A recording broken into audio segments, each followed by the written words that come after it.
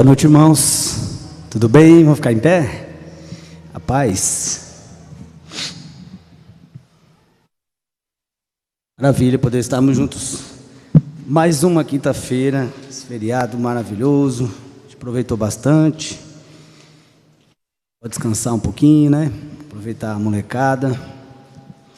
E também ter a oportunidade de estar aqui para aprendermos mais a palavra do Senhor. E como alimento para os nossos dias. Para que a gente não viva na mentira, né, irmãos? Na heresia.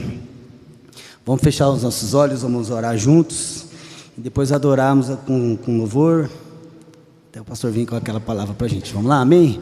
Em nome de Jesus, Pai, nós te adoramos nesse feriado, esse dia maravilhoso, em sua presença, Pai.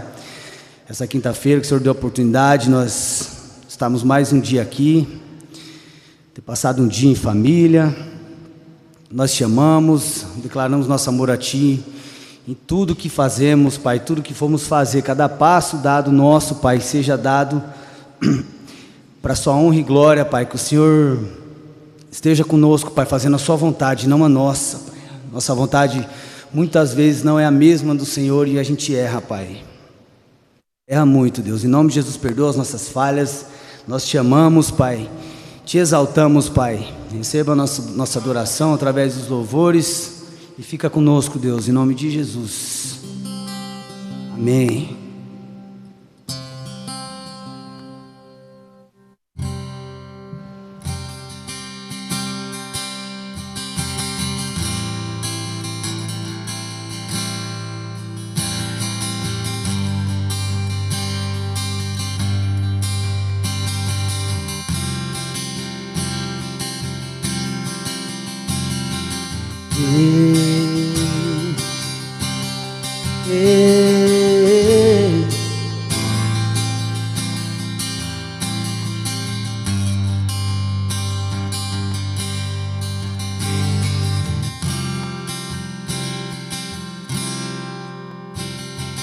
Tem ciúmes de mim, o teu amor é como um furacão, e eu me rendo ao vento de sua misericórdia. Então de repente não vejo mais as minhas aflições, eu só vejo a glória. Percebo quão maravilhoso Ele é e o tanto que Ele me quer. Oh, Ele me amou. Oh, Ele me ama. Ele me amou. Oh,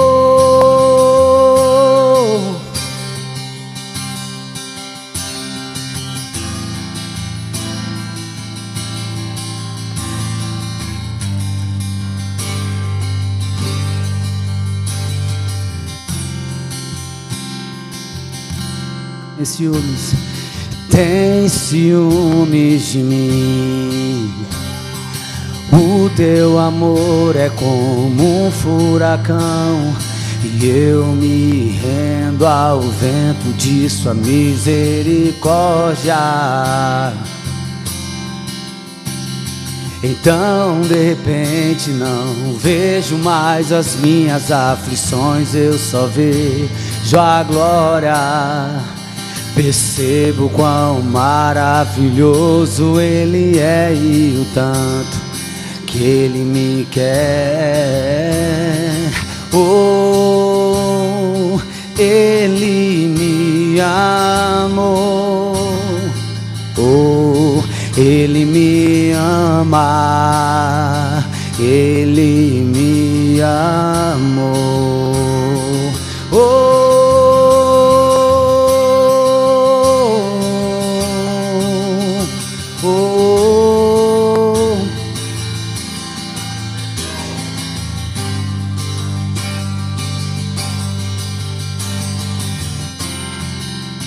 obrigado, Jesus me ama,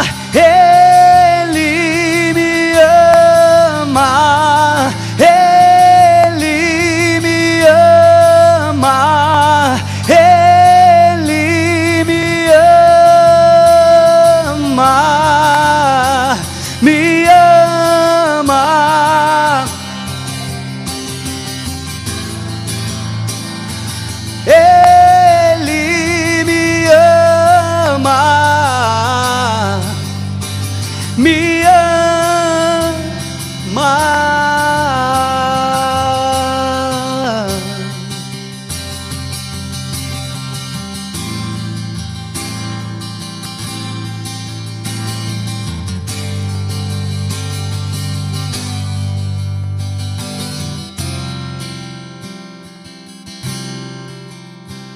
Somos sua herança e Ele é o nosso galardão. Teu olhar de graça nos atrai a redenção. Se a graça é o oceano, estamos afogando. Aleluia! O céu se une à terra com um beijo apaixonado. Meu coração dispara em um peito acelerado. Não tenho tempo pra perder com ressentimento quando penso que Ele me ama. Ele me ama. Ele me ama. Ele me ama. Me ama.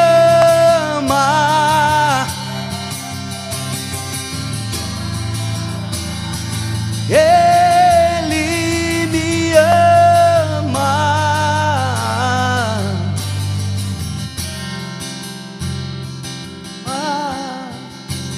me ama, Ele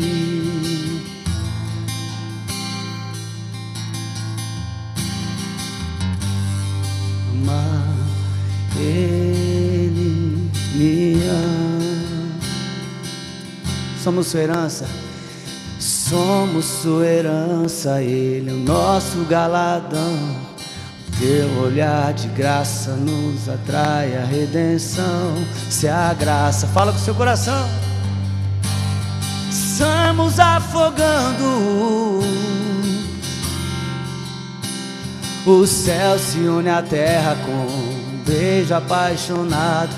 Meu coração dispara, meu peito acelerado. Não tenho tempo quando penso que Ele me ama. Ele me ama. Ele ama, me ama.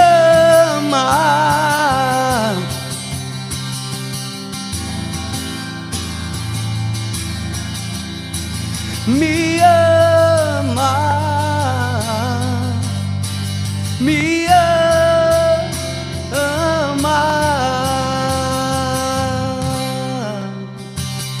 Aplauda ele, irmão. Se você sente esse amor.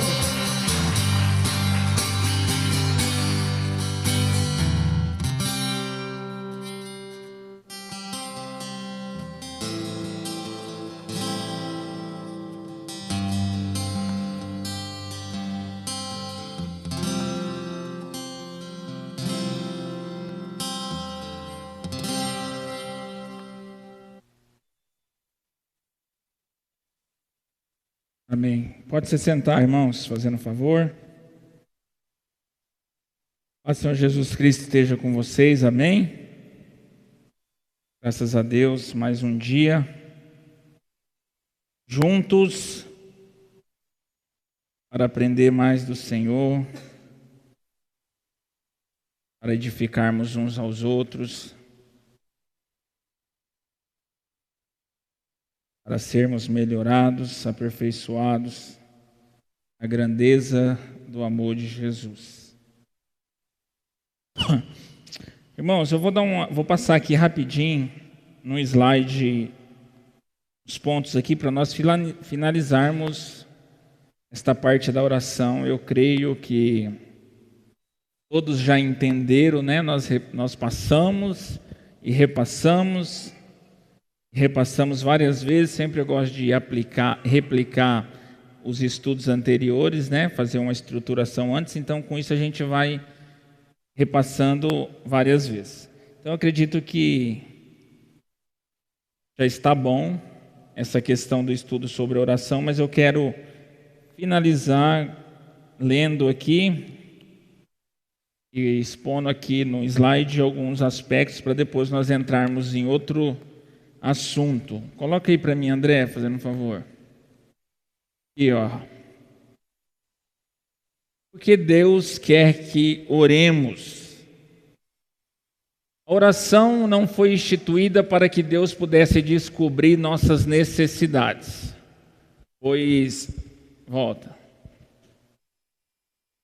Pois Jesus nos diz, porque o Pai sabe do que vocês precisam, antes mesmo de o pediram. Está lá em Mateus 6:8, nós não vamos abrir, porque nós já abrimos outras vezes, né?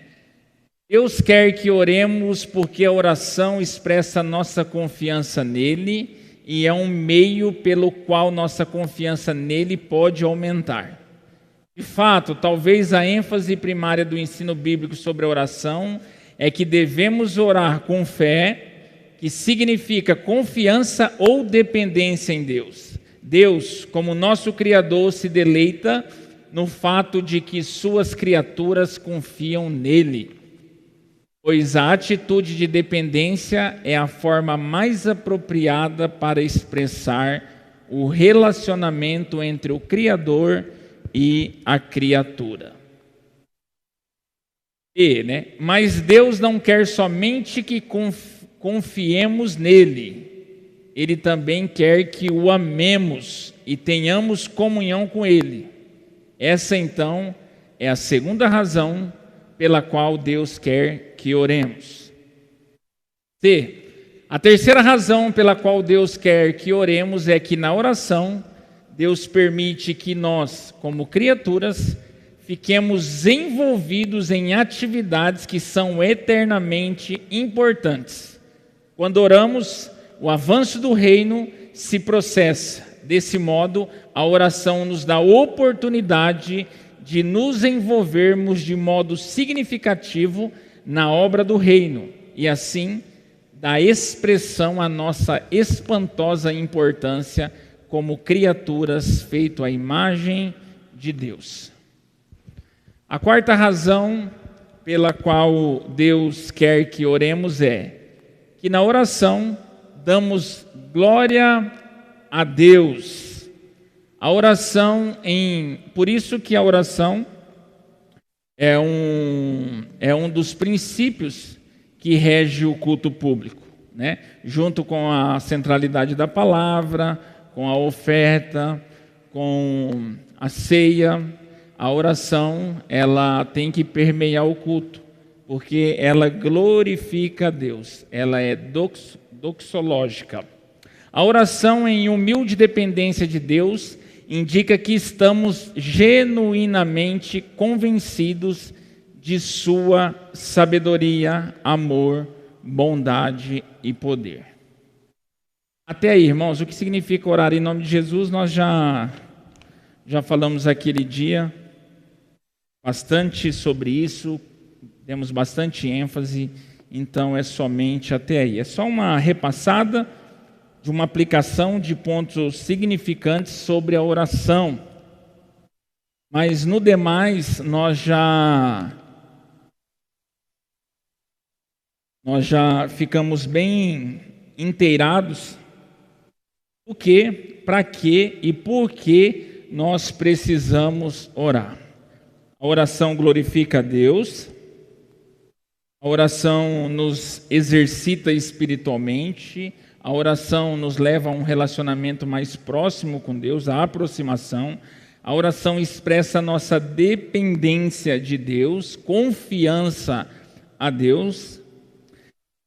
E a oração, ela serve como um aspecto evidente de amor ao próximo também, porque quando nós oramos e intercedemos uns pelos outros, nós estamos demonstrando de fato amor pelo próximo.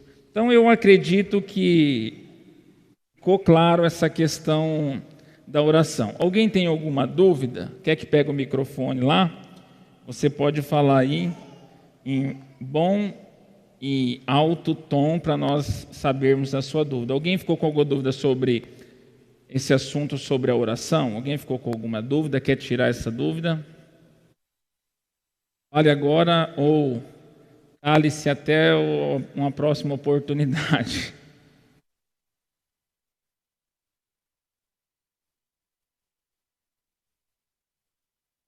É muito pertinente esse tema da oração, né? Porque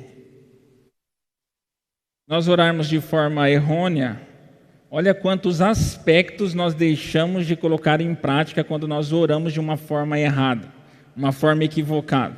Nós não se aproximamos de Deus, nós não expressamos confiança em Deus, nós não exercitamos a nossa fé, a nossa dependência, nós não evidenciamos amor. Então é um pacotão de coisas que, se nós orarmos da forma... Mas tem oração de forma incorreta? Tem. Tudo aquilo que você faz que não está conivente com o propósito, o significado daquilo é forma correta. Não é porque chama oração, nós vamos orar de qualquer maneira. Viu que nós lemos aquele texto que Jesus replicou em cima dos fariseus, porque eles oravam, chegavam na sinagoga, falavam assim: eu dou o dízimo, eu jejuo, eu não sei o quê. E o outro pecador estava falando assim: eu não sou ninguém, eu preciso do Senhor, eu sou falho, eu não presto para nada, eu só sou alguma coisa porque a sua misericórdia. Jesus falou: este saiu daqui justificado. Ou seja, a oração expressa principalmente o que nós achamos sobre o Criador e nós como criação. Então, irmãos, como ela abrange vários aspectos, se nós fizermos ela de forma errada, nós estamos aplicando muitas coisas erradas também. Amém, irmãos? Então, nós finalizamos aqui essa parte da oração. Até um tempo oportuno que o Senhor nos der para reproduzir este estudo, né? E acredito que muitos de vocês aprenderam bastante coisa. E hoje nós vamos já entrar em outro tema, ver o que dá para falar hoje, né, por causa do tempo. Mas como nós essa semana, todos sabem que nós comemoramos 506 anos da Reforma Protestante, né? Em 1517, Lutero rompeu o seu vínculo com o catolicismo.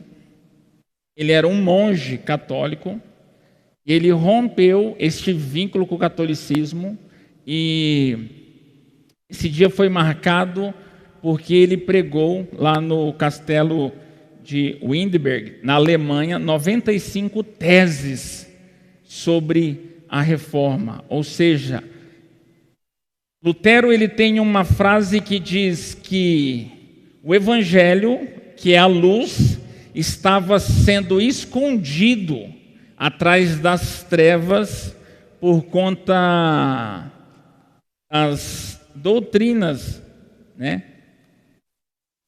Estavam sucumbindo àquilo que Jesus, aquilo que os apóstolos, eles efetivaram como cano, como as escrituras inspiradas por Deus, e a institucionalidade da igreja estava sucumbindo com isso.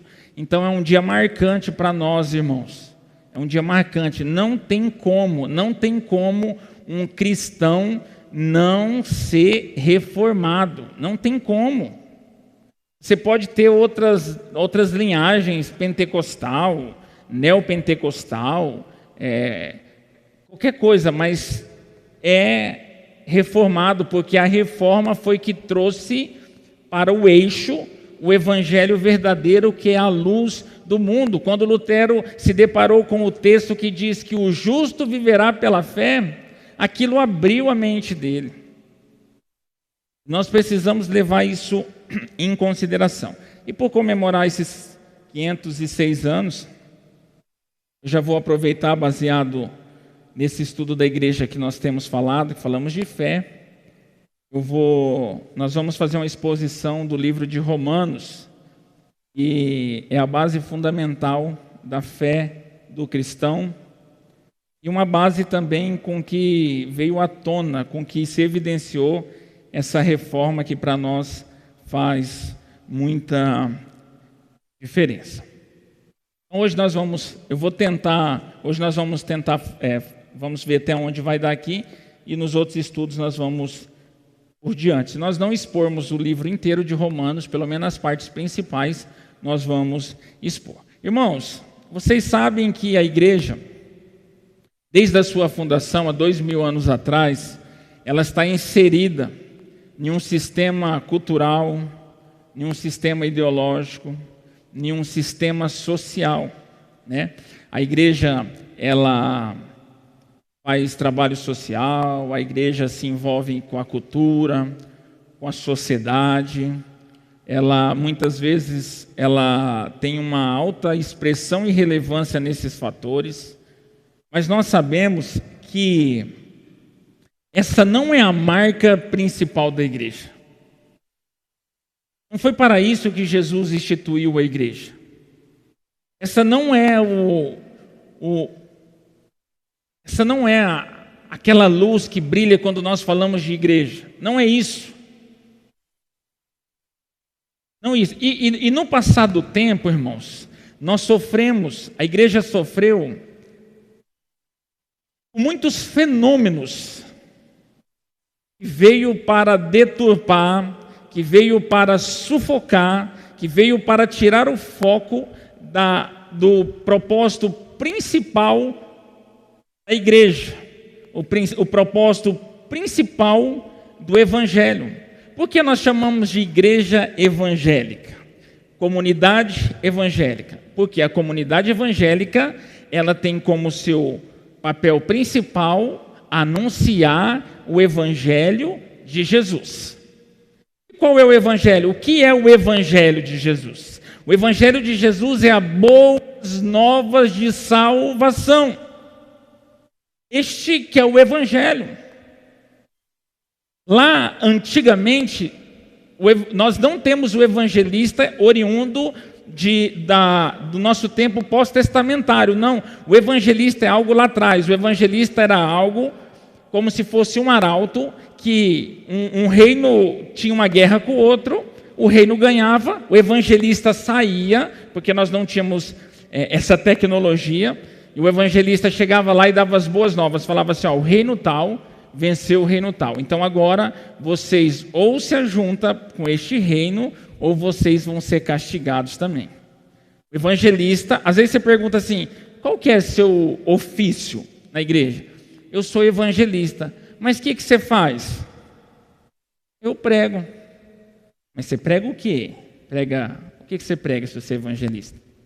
Evangelista é entregar as boas novas de salvação, ou seja, a boa notícia.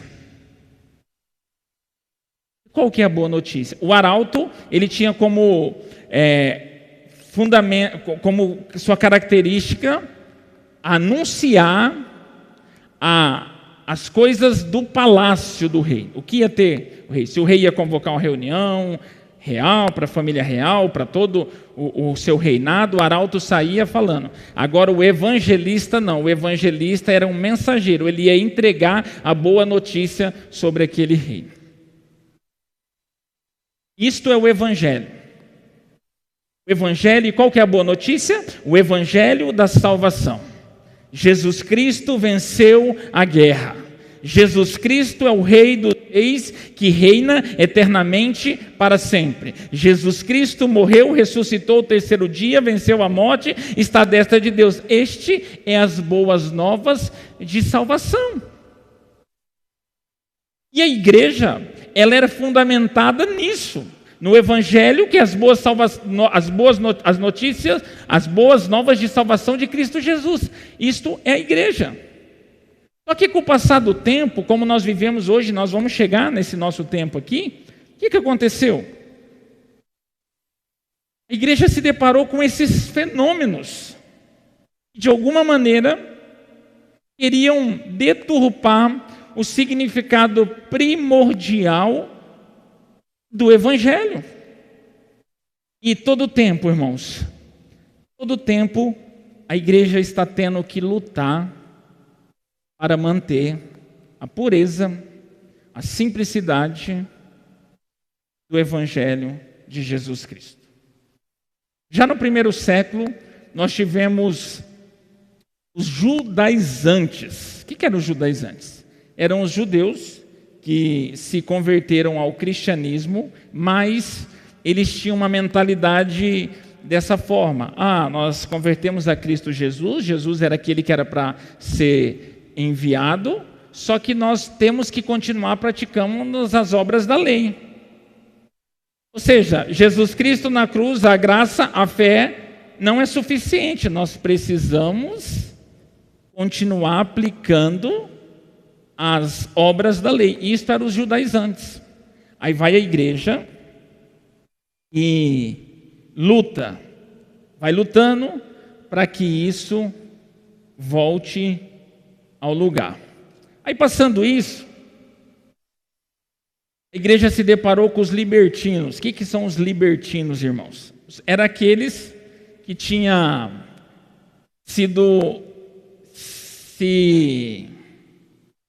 converteram a Cristo Jesus, ao cristianismo, e na mentalidade deles é assim: eu me converti a Jesus, Jesus morreu na cruz, eu estou salvo, agora eu vou viver do jeito que eu quero. Os libertinos viviam uma vida de qualquer maneira.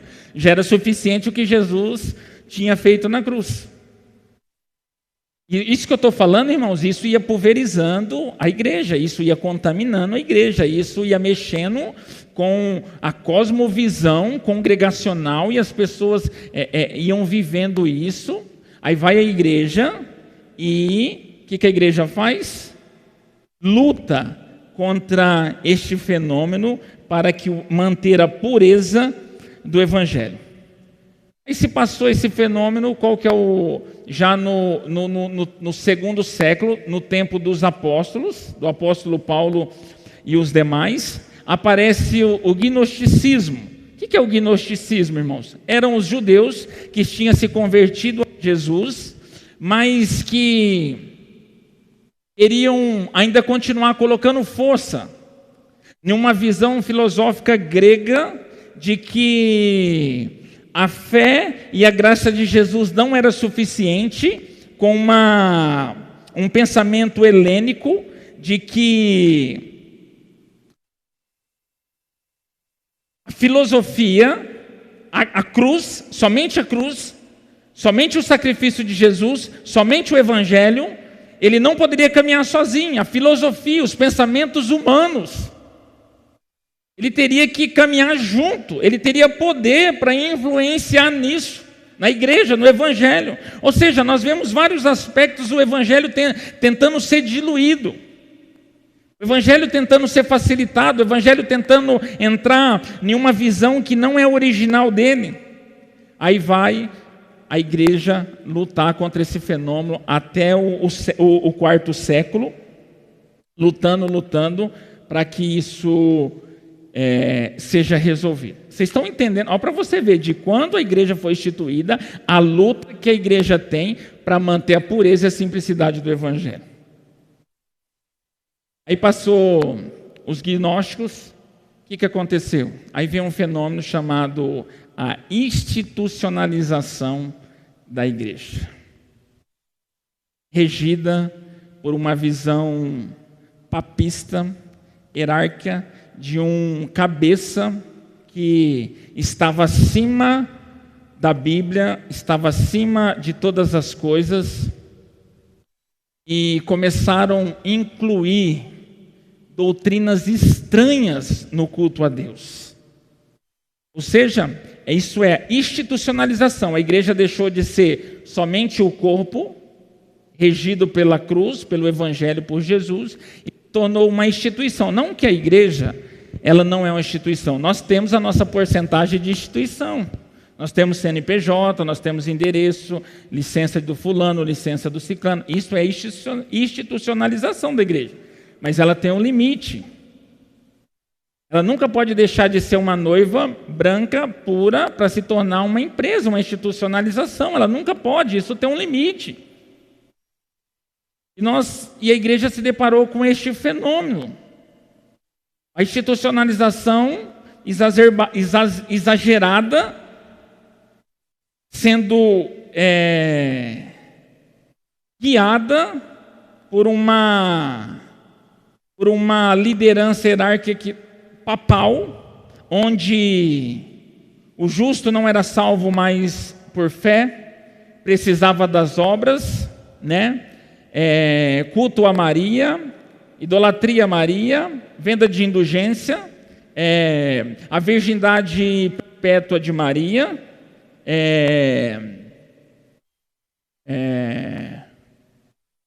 oração aos mortos para que eles fossem salvos do purgatório e muitas outras que nós conhecemos.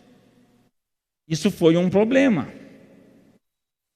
Até que aí, então, nós temos com mais clareza a ação da reforma. Aí que foi que a reforma entrou aí.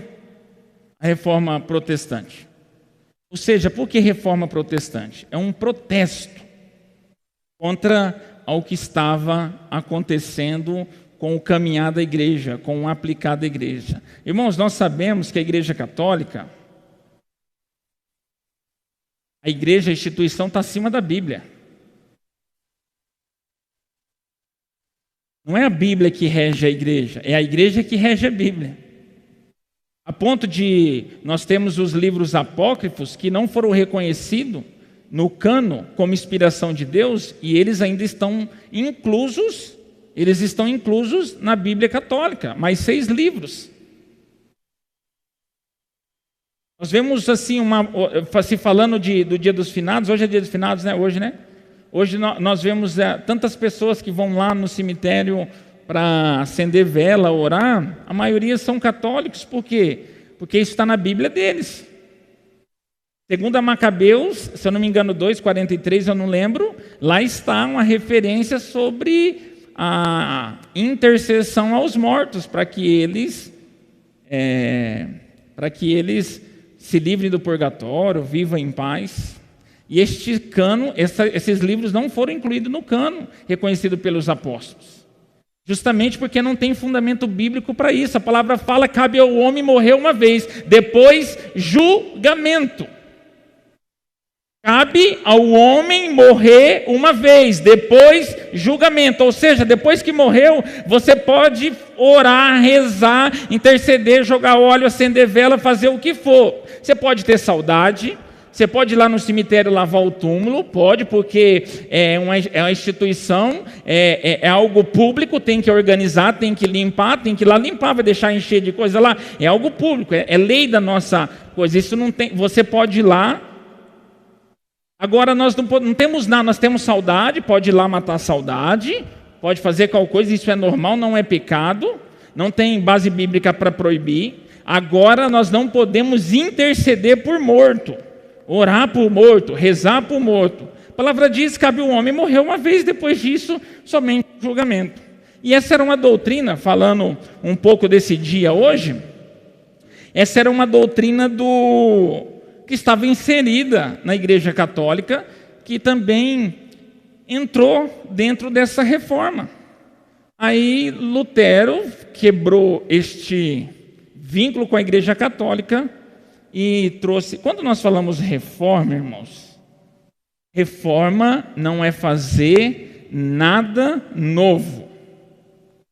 Às vezes as pessoas falam reforma, não. Reforma é pegar o original e trazer para o seu devido lugar. Ou seja, nós tínhamos bases bíblicas, o cânon fechado para a igreja, a doutrina dos profetas e dos apóstolos, a direção da igreja, a pureza do evangelho, que o justo viverá pela fé, que a justificação somente por fé, não por obras e assim por diante. Então, é pegar o original e trazer para o lugar. O que nós fazemos como igreja? Eu até coloquei no meu status essa semana no store lá, que a igreja ela precisa todo tempo estar se reformando. O que é todo tempo estar se reformando? É uma luta contínua contra o sistema. Por isso que Paulo fala em Romanos 12, não vos conformeis com este século, mas renovai-vos a vossa mente para que experimenteis o que é bom, perfeito e agradável da parte de Deus. O que nós fazemos aqui há 4 anos? Nós não temos visão nova. Eu não tenho visão nenhuma. A visão do Igor, a minha única visão que eu tenho é de enxergar alguém, graças a Deus. Mas eu não tenho visão, eu não tenho modelo de igreja, eu não tenho esquema, eu não tenho nada, não tenho nada. A única coisa que nós estamos fazendo 4 anos, de quando nós começamos esse trabalho, é pegar o que é original e colocar no seu devido lugar. Vocês viram aí o tanto de fenômeno que eu falei, que veio querendo tirar a pureza do Evangelho do lugar, o propósito do Evangelho do lugar. Por isso que nós vemos tantas coisas inseridas dentro da igreja. Por isso que nós vemos tantas coisas inseridas dentro da igreja e tantas coisas importantes retiradas da igreja. Irmãos, uma coisa que hoje estão tirando da igreja, a palavra, a Bíblia. Não precisa nem levar a Bíblia em certos cultos. Não usa, vai levar para quê? E a palavra é a inspiração de Deus, é o cânon. Esses livros, eles foram considerados inspiração de Deus. Os outros livros que estão dentro do cânon fechado pela Igreja Católica, são coisas que aconteceu, eles corroboram para a questão histórica, a questão geográfica, a questão verbal, temporal, todos esses aspectos. Essa Bíblia mesmo aqui que eu ganhei, ela tem todos os apócrifos, ó. Todos os livros, Macabeus, Judite, Tobias, tem todos os livros, porque para estudar é muito importante. Mas eles não foram reconhecidos como os livros inspirados por Deus. Santos, sagrados, não foram. Só que as pessoas deram conta de pegar o cano que estava fechado e incluir ou retirar coisas dele. Então nós vivemos com esse fenômeno, irmãos. A todo tempo, do homem, a cosmovisão do homem entrando dentro da igreja e deturpando, sujando a noiva de Jesus. Então, a todo tempo, nós precisamos estar nos reformando. Reformando é trazer o original e aplicar dentro desse cenário que nós vivemos atualmente. Bíblia, baseado na Bíblia. Por isso que a todo tempo nós precisamos estudar. Por isso que a todo tempo nós precisamos estudar. Você pega os crentes, irmãos, eles não sabem o que é livro apócrifo, eles não sabem o que é os sinóticos, eles não sabem, isso aí não é só para quem prega, não, é para todo mundo sabe sobre a reforma, eles não sabem sobre as 95 teses de Lutero, eles não sabem de nada, por quê, por não quê, o que aconteceu. É muito importante, nós precisamos trazer a igreja para o eixo. Isso é muito importante. Isso não tem um significado somente de estudo teológico, não. É para a nossa vida, para nós conhecermos a essência e saber o que nós temos que fazer e não fazer. Todo tempo a igreja teve que lutar. Você acha que no tempo dos judaizantes, dos gnosticistas, os liberalistas lá, será que não teve que alguém pegar as escrituras e falar assim, ó, não é isso que a Bíblia fala. Não é isso que a Bíblia fala. O que nós fazemos? Nós não estamos fazendo nada de novo, nós simplesmente estamos voltando a igreja para o seu devido lugar, onde não deveria ter saído. Então, irmãos, a ação da reforma foi muito importante, porque trouxe a clareza do Evangelho, tirou a luz que é o Evangelho de trás das trevas de uma instituição, e a instituição está acima da Bíblia. E deixa eu falar um negócio para você. Quantos disso você vê hoje da igreja evangélica? Que a instituição está acima da Bíblia. É só eu que vejo ou vocês vê também? Acho que é só a igreja católica? A igreja evangélica está pior, irmãos. A instituição está em cima da Bíblia. Sabe por quê? O que é uma instituição? A institucionalização do corpo e da noiva de Cristo está em cima da Bíblia. É quando o homem começa a aplicar coisas doutrinárias que não está na Bíblia. Ou seja, a visão institucional, a visão do guru, do pastor, do apóstolo, do bispo, seja a nomenclatura que o filho de Filisteu, seja a nomenclatura que seja, Você não importa, é a visão dele que está sendo incutida dentro da igreja, não é bíblico. É institucionalização. Zela pelo nome da igreja, zela pela agenda da igreja, zela pela arquitetura, pelo ambiente, mas não zela pelo evangelho de Deus. Não zela pela doutrina. Não zela. Parece que as pessoas não entendem que um evangelho mal aplicado, mal compreendido, mal ensinado destrói famílias, destrói crianças, destrói todo mundo, irmãos.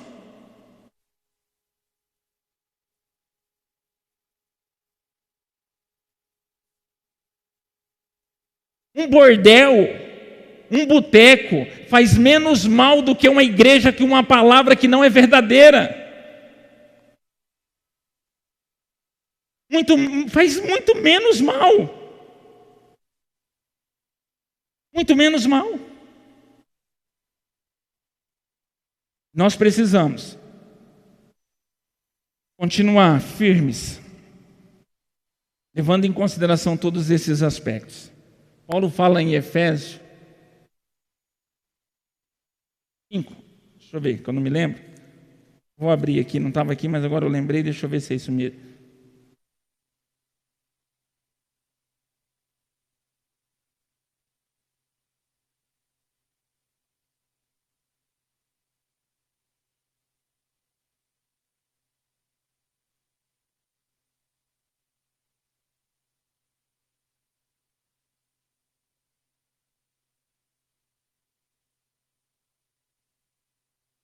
Efésios não, eu acho que é 1 Coríntios. Mais uma chance, se eu não achar, nós já acelera, tá? 1 Coríntios 13, quer ver? Minha cabeça é fraca, irmãos.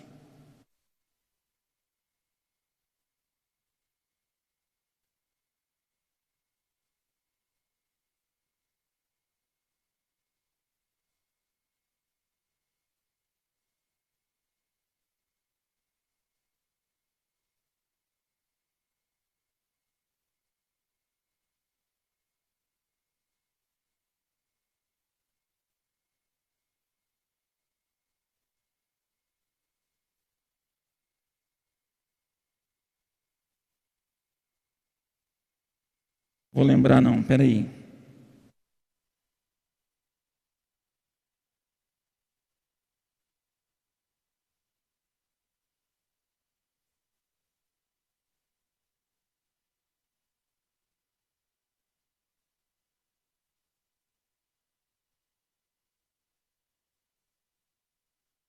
Deixa quieto, irmãos. Senão, eu sei que está aqui, mas ele vai estar muito longe.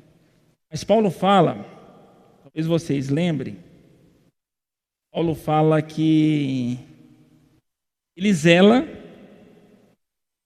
a igreja com zelo de Deus. Por quê? Porque o propósito dele é apresentar a igreja sem ruga, sem mácula, sem defeito algum. Ele fala, irmãos, eu zelo por vós com zelo de Deus.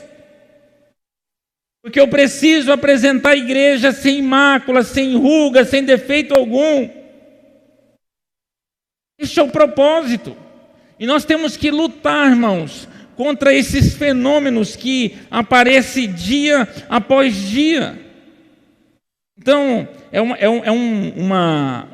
um dia muito especial para nós, o dia que comemora a reforma, porque isso trouxe as escrituras de volta como base fundamental da igreja, e não é uma hierarquia, não um sistema papal ou assim por diante, né? E com isso também já serviu de antídoto contra falsos pregadores evangélicos, não só a igreja católica, que começou a deturpar o evangelho. E esse foi o próximo fenômeno, irmãos.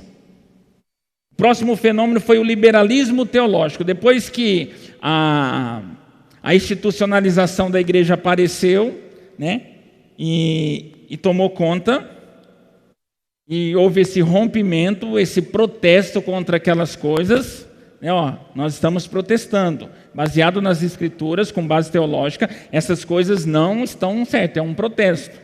E isso se caminhou. Mas logo depois disso apareceu o liberalismo teológico, né? Na Alemanha, depois pela Inglaterra, pela Europa, e chegou ao Brasil este fenômeno chamado liberalismo teológico. O que é o liberalismo teológico? Ou seja, que a Bíblia ela erra, que a Bíblia não é a base da igreja, não é a base de tudo, que a Bíblia ela é interpretada segundo ao homem e não segundo a Bíblia, porque a Bíblia ela só pode ser interpretada por ela. Eu posso aplicar de uma forma diferente de você, mas a interpretação bíblica é só ela que pode interpretar ela. Eu não posso pegar lá o amor que está na Bíblia e querer dizer o que é aquele amor, se não for o amor que a Bíblia fala.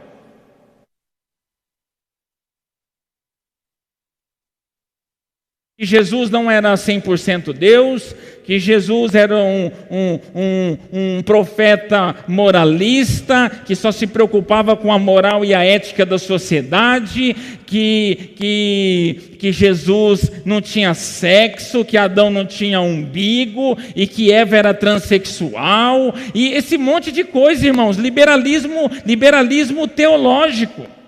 Ou seja, o que é o liberalismo teológico? Liberar, abrir precedentes para as pessoas interpretar o que é santo, da forma que elas querem. E Jesus aceita todos de qualquer maneira, de qualquer jeito, não importa, e que nós somos o ápice de Jesus. Nós somos o ápice de Deus, que não importa o que nós façamos, que Deus, Ele nos ama, e esse monte de coisa que não tem inferno, isso se chama liberalismo teológico. 2 Coríntios 11:2. Vamos abrir, então. Abre aí, porque eu estou abrindo aqui.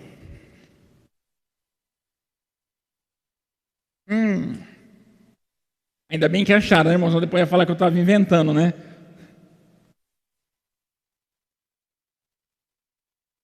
Irmãos, o importante é isso, tá? Muitas vezes nós não vamos conseguir gravar as referências, porque é muita informação, nós temos já a cabeça fraca, cansado, nós estamos cansados, irmãos, nós já estamos velhos, cansados. Estresse, mulher, filho, é uma bênção de Deus. Isso que ajuda a gente a estar evoluindo, mas nós estamos cansados, entendeu? Mas não importa se você não decorar. A Bíblia não fala para nós decorar, ela fala para nós guardarmos no nosso coração. Satanás tinha a Bíblia decorada e não aplicava. Decorar a Bíblia não significa nada. A palavra fala assim: aprendi a guardar a sua palavra no meu coração para não pecar contra ti. Ou seja, você não precisa saber a referência, vai no Google e procura. Mas você precisa saber que existe. Você precisa saber que tem. Você precisa saber para que serve e para que precisa. Se você saber disso, acabou, não importa. Você fala assim, está na Bíblia. Aonde está? Está aqui, está na Bíblia. Porque zelo por vós com o zelo de Deus, visto que vos tem preparado para vos apresentar como virgem pura a um só esposo, que é Cristo. Este é o fundamento da igreja, da liderança da igreja e dos membros da igreja, num total, numa coletividade. É este aqui o propósito da igreja. Aí, por que Paulo está falando isso aqui? Porque já tinha muitas pessoas querendo deturpar o evangelho. Tinha muitas pessoas, tipo assim, tirando do eixo o evangelho verdadeiro. Aí ele falou assim, ó, eu zelo por vós como o zelo de Deus. Ou seja, eu estou pregando a doutrina, eu estou pregando a Bíblia, vocês estão me chamando de doido. Igual vocês chamam eu. Vocês estão chamando de doido. Aí, só que eu estou fazendo isso porque eu zelo de vós, eu tenho medo. Por quê? Vai no próximo agora. Mas receio. Assim como a serpente enganou a Eva, a sua astúcia, assim também seja corrompida a vossa mente e se aparte da simplicidade e a pureza devidas a Cristo.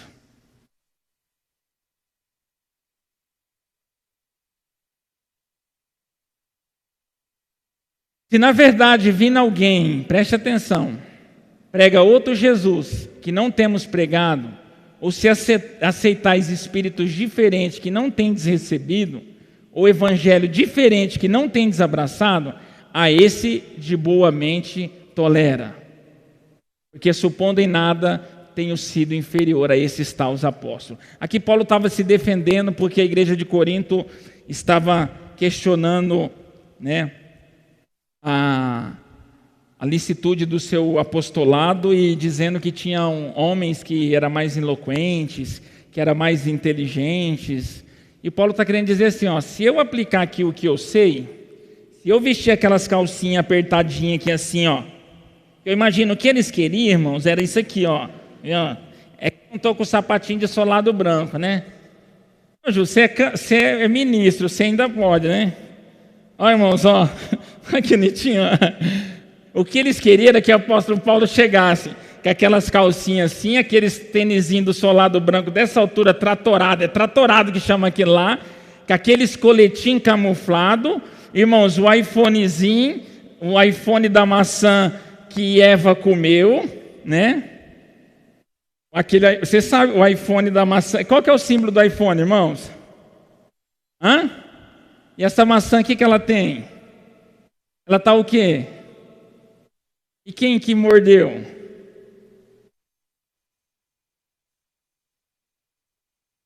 Hã? Por que que, preste atenção, por que que a Apple é a maior, irmão, a maior nessa área? Ela usou, irmãos, aquilo que Satanás usou para enganar Eva, ela está usando para enganar as pessoas. Ou seja, aquele fruto que trazia cobiça, ele colocou no celular para as pessoas cobiçar. Tem gente que não tem um arroz para comer e tem um iPhone, irmãos. O que é isso? Cobiça. Já viu aquelas capinhas que é para Android, mas tem a maçãzinha, parece que é iPhone?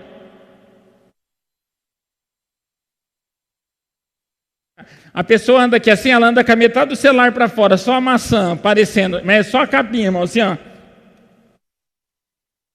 Cobiça, irmãos, cai nessa, fica marcando. Mas era isso que o povo queria. Chegasse lá, tudo, e falasse eloquente, e falasse palavras de efeito, que a unção que você respeita é a unção que você atrai. Era isso que o povo queria que Paulo falasse. Aí Paulo falou assim, ó, eu não vou fazer isso, sabe por quê? Não que eu não tenha condição.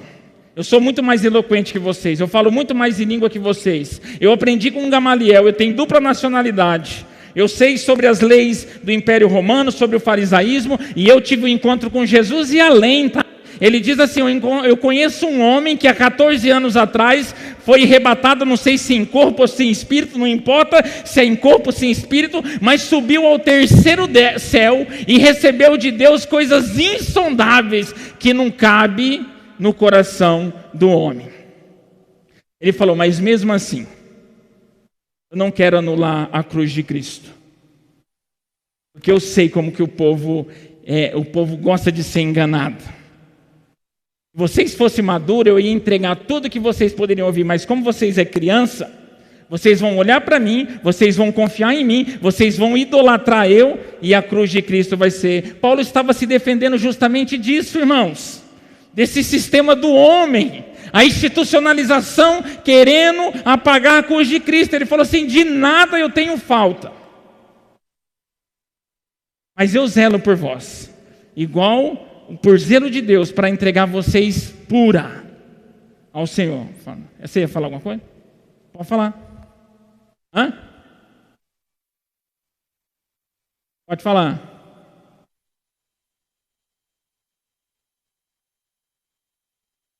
Dá para o pastor.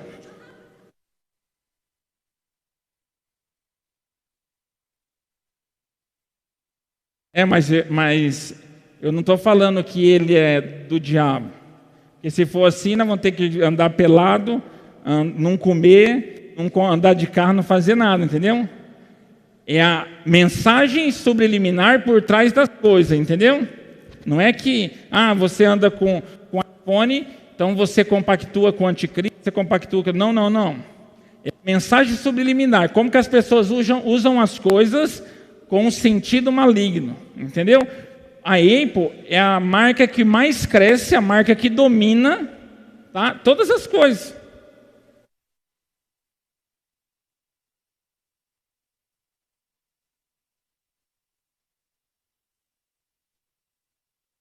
Isso abre precedente para as outras coisas. E o que acontece? A intenção é a mesma cobiça que foi criar nos olhos das pessoas. Porque assim, irmãos, você já prestou atenção que é a maçãzinha? O povo gosta da maçãzinha? Do mesmo jeito, a hora que ela viu aquela maçã, ela ficou pulando. Mas não tem nada espiritual. Você tem um iPhone, você é endemoniado. Se você estiver e quiser dar tudo para o pastor é blindado com essas coisas. Não pega nada, pode trazer, tá?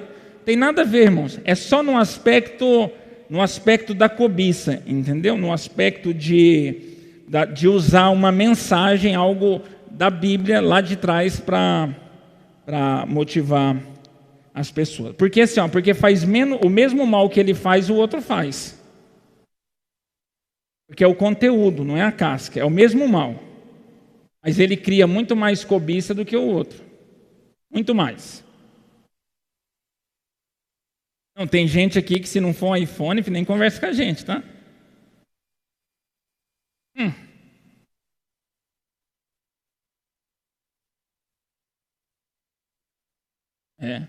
Um dia eu vi numa igreja aí, irmãos, eu não vou falar o nome porque é antiético, né? A pastora pedindo, Adriane, já vai pegando, vê se sai isso aí. A pastora pedindo presente para o aniversário do pastor, ela já falou assim, é iPhone, tá? Ele gosta de iPhone, ela lançou o 14, é iPhone, tá? Eu falei, bobo ele, né? Não, enxada ninguém quer. Ô, Juliano, igual aquele rapaz falou lá, vende tudo e manda ele seguir a Cristo. Vocês estão entendendo, irmãos? Era isso. O evangelho... irmãos, eu vou continuar com a calça assim. O próximo culto de ensino, eu vou vir com a providência lá, tá? O slim, aquele coletinho camuflado, um tratorardinho, para criar coisa, vocês vão ver. E tem que puxar um R, né? Eu não vou deixar assim, não vou baixar não. E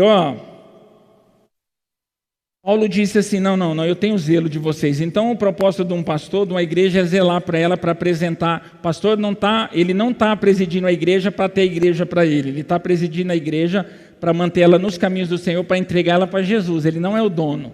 Ele vai entregar para Jesus, porque foi Jesus que morreu, não foi o pastor que morreu. Ou seja, então o pastor tem que aplicar na igreja o que Jesus quer, não o que ele quer. Isso vira institucionalização. E daí nós vemos o liberalismo teológico, que eu já falei para vocês. E por fim, irmãos, nós temos que está dentro dos nossos dias, com uma fragmentação muito grande, mas eu vou aqui frisar 3, que é muito conhecido. Aí por fim a igreja lutou, né? Os estudiosos, os reformadores, os puritanos e muitas personalidades estudiosas bíblicas lutou sobre esse em cima. Até hoje nós lutamos sobre esse liberalismo teológico. Por quê? Porque isso se potencializou. Porque hoje nós temos muita informação. Hoje nós temos informação. É um falando uma mensagem, o outro falando uma coisa, um fala uma coisa, um fala outra coisa, um fala uma coisa, outro fala outra coisa. Muita informação. Então isso se potencializou, esse liberalismo teológico. E a igreja, nós vemos lutando com isso até hoje. Por quê? Porque um liberalismo teológico faz com que a igreja se aplique em uma liberalidade que não é baseada na Bíblia. Isso é muito perigoso, é dos nossos dias. Mas, fragmentado desse liberalismo teológico, nós vemos com muita força a teologia da prosperidade, a teologia da libertação e a institucionalização desenfreada. Esses 3 fenômenos que já é o braço da apostasia, estes 3 é o braço da apostasia para o preparo do anticristo, esses está exagerado no nosso dia. Ou seja, a teologia da prosperidade, ela trouxe para a igreja que a cruz, a morte de Jesus, a graça não é suficiente. Você sofrer por Jesus não é seu maior privilégio. E você tendo Jesus, você não pode sofrer. E você precisa dar para receber. Essa é a teologia da prosperidade, que Jesus não é suficiente para ser a sua felicidade, a sua prosperidade. Você precisa romper aí fora. Você precisa servir o dinheiro. Você precisa andar de carro novo. Você precisa matar todos os seus desejos. Jesus não é suficiente. Quem serve a Jesus, quem oferta, quem dizima, quem é crente, não pode sofrer. Se sofrer, está dando brecha para Satanás, está dando legalidade para Satanás, é Satanás que está judiando. Diz isso não. Você não deu o dízimo, Satanás vai te pegar. E fica metendo esse monte de... Cadê aquele folhetim, Camila? Traz aqui para mim. Que você achou ali. É de Deus isso aí, tá? Na onde? Não, acha ele aí.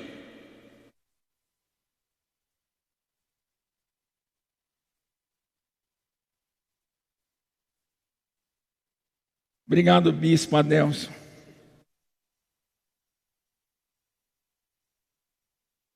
Irmãos, não. Quando o infartante de Jesus voltar, eu não sei o que vai acontecer. Olha aqui, o que uma profetisa achou ali, ó. Um folderzinho, tá? Da igreja, tá? Não vou falar de onde que é, não. Rosa consagrada, com o óleo das portas abertas. Ou seja, pegou uma porta aberta, deixou de molho no óleo, tirou o óleo e consagrou a rosa com esse óleo. Não, só pode.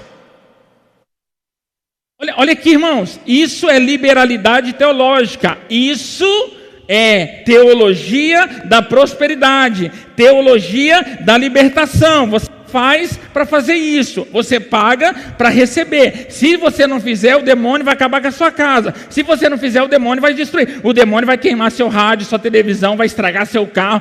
Tudo é o demônio. Olha aqui, rosa consagrada. Isso é macumba, irmãos. Isso é feitiço. Rosa consagrada com óleo das portas abertas. Escreva o seu pedido e traga uma rosa. Meu Deus, olha, bicho. Semana que vem eu vou trazer um manual de alguns trabalhos feitos na Umbanda, para vocês verem se parece com isso aqui ou não, tá? Escreva o seu pedido e traga uma rosa nesta sexta-feira. Aí colocaram um texto aqui, presta atenção, Apocalipse 3:7. Olha para vocês verem o liberalismo teológico. Isto diz o que é santo, o que é verdadeiro, o que tem a chave de Davi, o que abre e ninguém fecha, e fecha e ninguém abre. Será que Jesus estava falando? Você comprar uma rosa, levar lá para abrir? Ele é a porta, irmãos. Ele fala, eu sou a porta. Aquele que entrar, ceará e encontrará descanso. Ele é a porta. Isso chama liberalismo teológico, está enganando as pessoas por cobiça, por ganância, porque é fácil você dar para receber. É demônio puro. Só que no final disso aqui, sabe o que acontece? Você vai ter que levar uma oferta. No final disso aqui, você vai ter que levar uma oferta para selar, porque sem oferta não sela. Então, o lugar já está preparado, irmãos. Isso diz o que é santo, o que é verdadeiro, o que tem a chave de Davi, o que abre e ninguém fecha. Pois para vocês entenderem o que é liberalismo teológico, vocês pegam o texto de Apocalipse 3:7, que hoje não vai dar tempo, faz uma pequena exegese contextual desses textos para ver se é sobre isso que Jesus estava fazendo.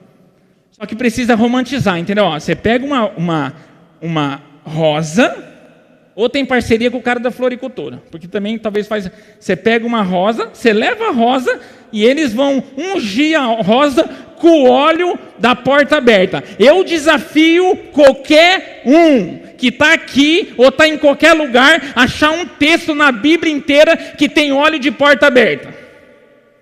Eu desafio. Acha aqui na Bíblia assim, caça no Google, se tem preguiça, caça no Google aqui, óleo de porta aberta. Invenção do homem. E o povo é enganado. Com isso, famílias vão sendo destruídas. Crianças vão sendo destruídas porque a família não cria uma visão eclesiástica verdadeira. A família vai sendo destruída. Homem, teologia da prosperidade. Você vai conseguir, você vai romper, você vai dar, você vai receber. E Jesus falou tudo ao contrário. Aquele que quer ganhar tem que perder. Aquele que quer me seguir, negue-se a si mesmo. Está entendendo, irmãos? Então nós temos que trazer de novo,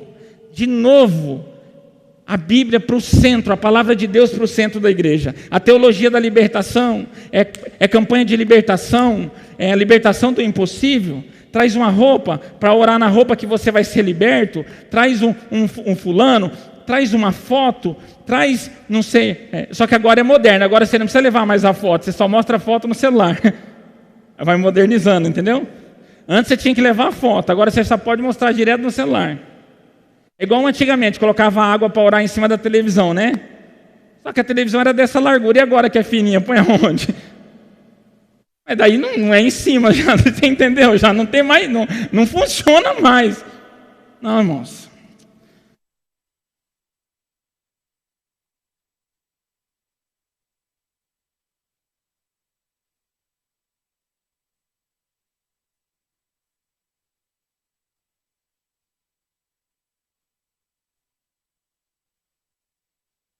E o mesmo erro que eles cometem, isso é um erro, porque não é bíblico.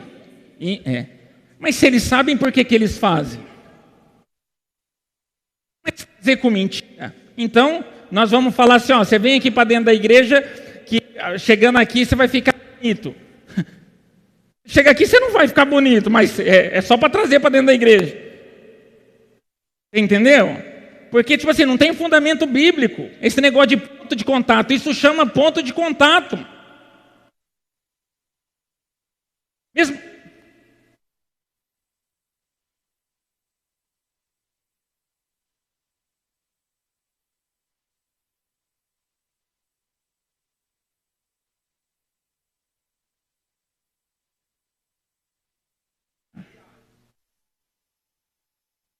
É a troca, é a braganha,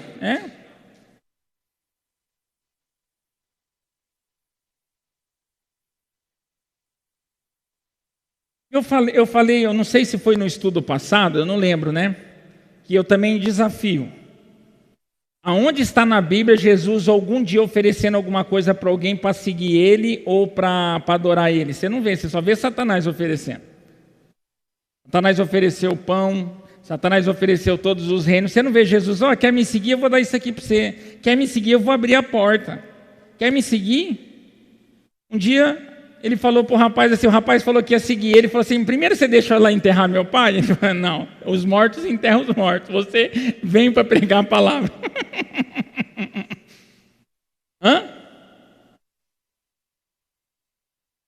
Justamente, o que tinha dinheiro, ele falou assim, você quer entrar no reino dos céus? Quer me seguir? Abre mão disso, porque seguir eu não tem como seguir eu com esse fardo. Então, assim, é totalmente ao contrário, irmãos. Isso chama cobiça. Nós pregamos aquele dia, se seu olho for bom, todo o seu corpo viverá em luz. Tudo começa na cobiça. E isso é antibíblico. Isso é antibíblico. Isso não tem fundamento bíblico. Por minha causa, né? Ele fala, aquele que perder por minha causa, achará, ganhará. Perder. Essa conta... ela é, como que é quando é menos? Subtraindo, né? Essa conta é subtraindo. E a Bíblia, irmãos, a Bíblia diz que a maior prosperidade que nós temos é poder ser alcançado pela misericórdia de Deus. A maior prosperidade. Não é coisas materiais que é a nossa prosperidade. O ser humano ele não se contenta com isso. Eva não se contentou com a presença de Deus, todo aquele sossego do Éden. O ângelo de luz ele não se contentou em ter uma liderança, ter a roupa vestida, não se contentou. O ser humano não se contenta, por isso nós temos que manter o ser humano. Não vê Paulo prefere chegar de uma forma simples porque ele sabe que o ser humano é ganancioso. Eu ia falar, que você falou que eles falam que tem que ter um ponto de contato, né? É o mesmo erro do catolicismo lá atrás, que nós estávamos falando aqui, da institucionalização. O que aconteceu? Os cultos, as missas eram rezadas em latim. Lutero já... Primeira coisa que Lutero fez, ou seja, o povo não está entendendo, o povo não está aprendendo. Nós temos que trazer... Por quê? Eles não estavam nem aí se era rezado em latim ou não, porque eles não se importavam se as pessoas entendessem, porque a Bíblia, o Evangelho não era a base das coisas, a base era a igreja. Lutero falou assim, não, nós vamos fazer cada um na sua língua. As pessoas precisam ler, aprender, precisam se relacionar com a Bíblia.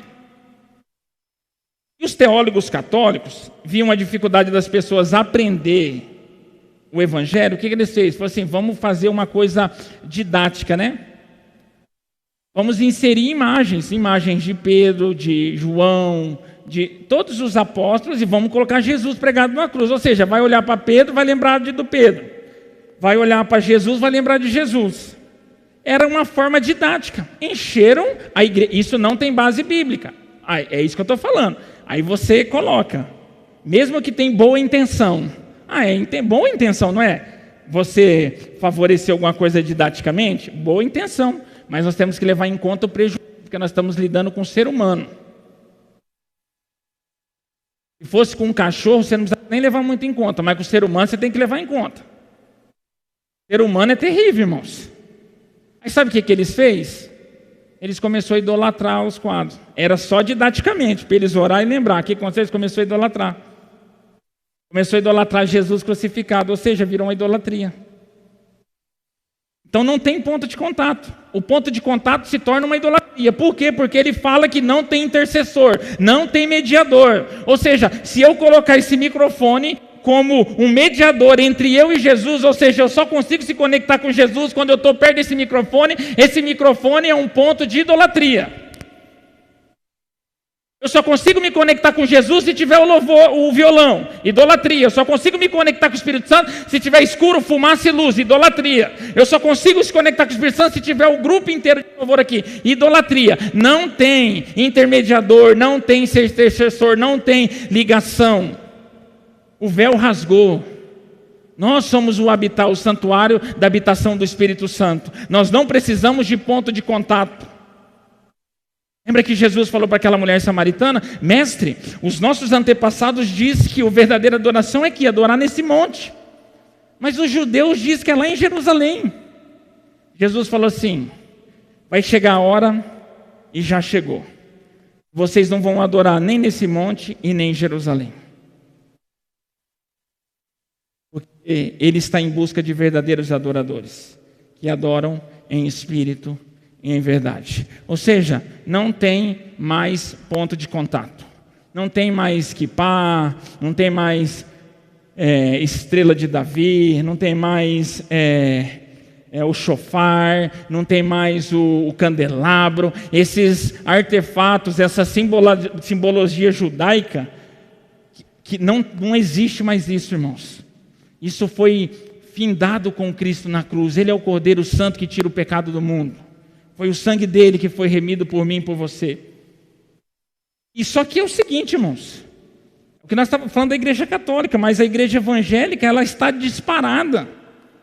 Disparada na frente. Irmãos, esses dias atrás eu vi, assim, com todo respeito, não estou tirando sarro, por mais que tenha caráter de a gente dar risada, mas eu não estou tirando. Eu estou tentando ensinar vocês, eu preciso mostrar. Mas eu vi um vídeo que eles fizeram uma simulação de um muro. Eu não sei se era de lajota ou era de isopor, irmãos. O muro, simbolizando o muro lá de Jericó. Aí estavam eles com a marreta desse tamanho.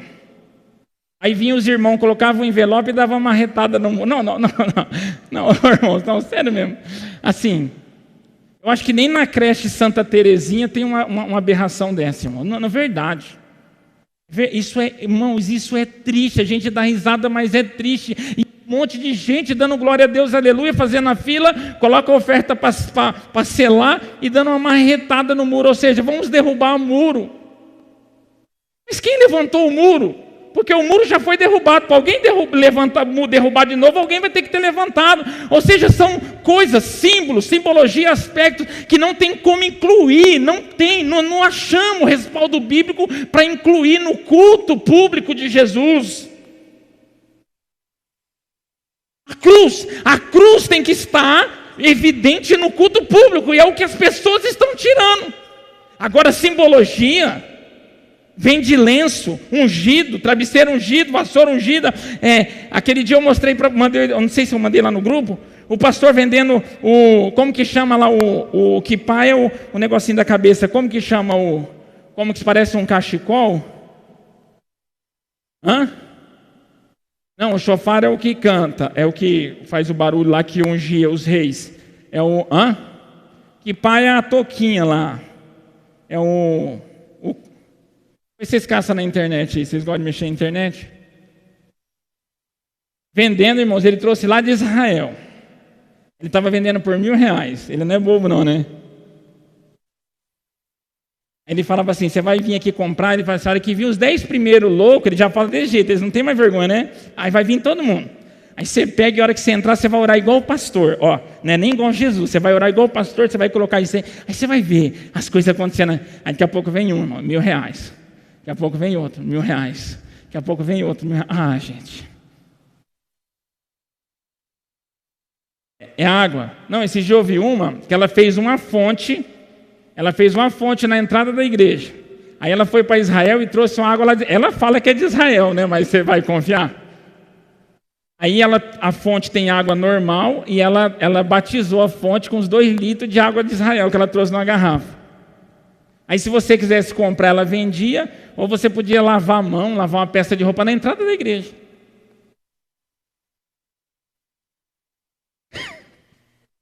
Jesus, irmãos, Jesus sentado do lado de Deus lá, eu acho que ele fala assim, foi para isso que o Senhor falou que se agradou e moeu na cruz? Foi para isso? A palavra fala que ele se agradou em moer Jesus na cruz, mas foi para isso? Se fosse para isso, Jesus não precisava ter morrido na cruz, irmãos. Isso é muito pouco, isso é aberração, ignorância. Você imagina? As pessoas precisam ser levadas a conhecer um Jesus verdadeiro, 100% Deus, 100% homem, santo, puro, íntegro, juiz, justo, o leão da tribo de Judá, a estrela da manhã, o príncipe da paz. As pessoas não encontram esse Jesus. Nós precisamos, irmãos, continuar firmes na verdadeira palavra, trazer a pureza. A Bíblia traz a pureza do Evangelho. Teologia da prosperidade, teologia da libertação, institucionalização exacerbada.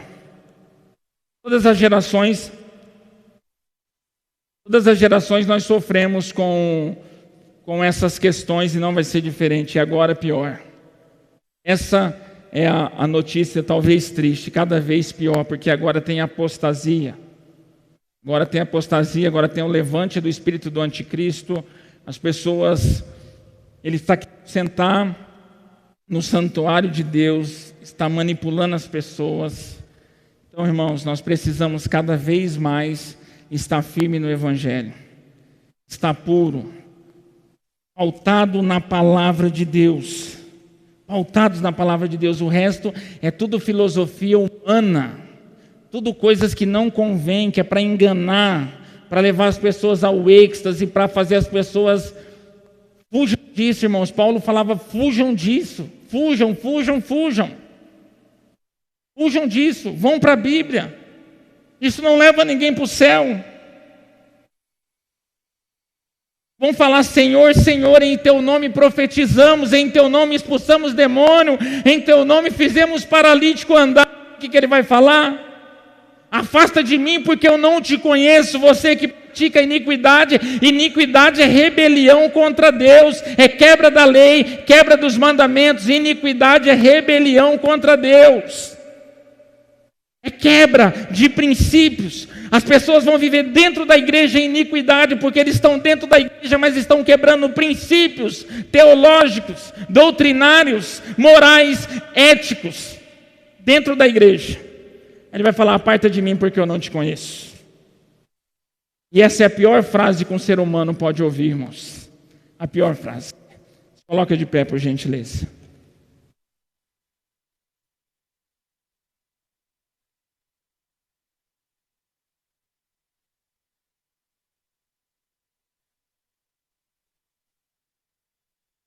Vamos orar. Obrigado, Jesus, por mais esse tempo, Senhor. Como é bom estar na sua presença, como é bom te servir. Como é bom podermos se relacionar abertamente com a tua palavra, que é o Senhor, o Verbo encarnado de Deus. Obrigado porque o Senhor tirou as escamas dos nossos olhos, Pai. Obrigado porque essa palavra nos liberta, ela nos traz paz, nos traz direção, nos coloca no caminho, Senhor.